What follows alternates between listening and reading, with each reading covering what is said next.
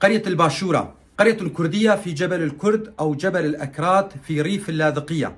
اسمها كردي ويعني الجنوب، حيث قام الكرد بتسمية الاتجاهات الأربع نسبة للرياح التي تأتي من تلك الجهة.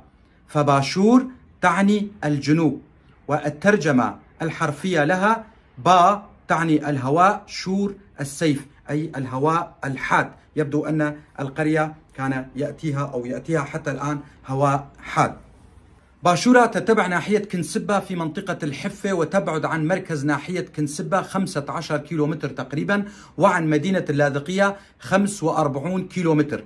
يزينها نهر صغير يسمى نهر عين العشرة، ويمر بها سكة قطار حلب اللاذقية. تطل القرية من الغرب على جبل التركمان، ومن الشرق على قرى مزين أو مزن والكارورة والقساطل ومرج الزاوية وكنسبة. من عائلاتها بكورة وشرخيت وكسر غليون ووليو.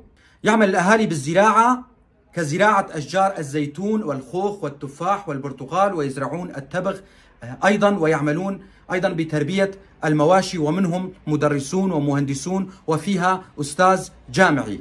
قدمت هذه القرية خيرة شبابها شهداء في مواجهة نظام الأسد الإبن.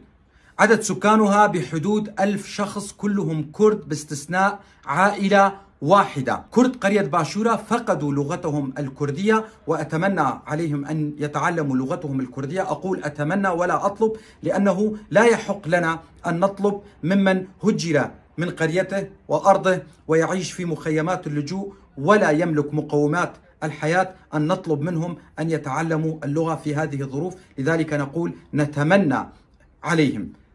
طبعا هذه القرية لم تسلم من قصف قوات النظام البائد، لذلك هذه القرية بحاجة لإعادة الإعمار، وهذه دعوة لكل المؤسسات والإدارات الكردية بالإسراع والتدخل لمساعدة أهلنا في الجبل. وصلتني هذه المعلومات من أحد أبناء القرية وأنا ألقيها بصوتي. أنا علي عبد الله كولو، محام من منطقة درباسية. أتمنى لأهلنا في قرية باشورة السلام والعودة الآمنة لقريتهم وإعادة إعمارها.